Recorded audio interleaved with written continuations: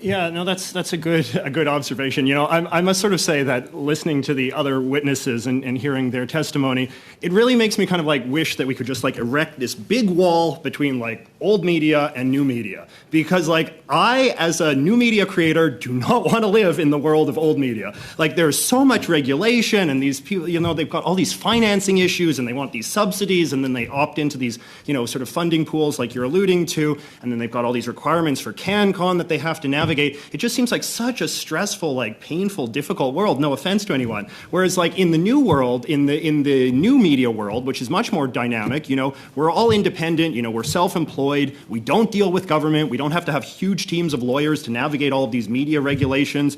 You know, if we feel like working with Americans, we just do, and we don't have a big existential crisis about it. And we've been very successful. Like, as I said, like, what did I prattle off? Like, how many, there's over 100 Canadian YouTubers with 3.5 million subscribers and over 1 billion video views. Initially, I wanted that stat to be how many YouTubers are there with over 1 million subscribers. But the fact is that list is so long that, you know, Social Blade doesn't let you read it all. So, and we've been successful. Like so many of these self-employed, independent YouTubers in Canada have had tremendously successful careers as content creators, telling the stories that they want to tell, you know, thriving and succeeding and becoming some of the biggest celebrities in the world. I talk to, you know, I sometimes give speeches at elementary schools and stuff because all the kids want to see like a YouTuber. You know, they want to see what it's like, and they all dream of that being their career. They want to be YouTubers as well. And I say to them, and I say to their parents, like, it's a completely viable career path because all it takes to be a successful Canadian YouTuber is to just, you know, have the drive, have the initiative, have the self-discipline. I don't have to live in the world that these other folks do, where it's all about regulations and navigating regulations and opting into funding and all of this kind of stuff. You know, we get our money from our advertisers. It's based on our ability to produce content that the masses want to watch.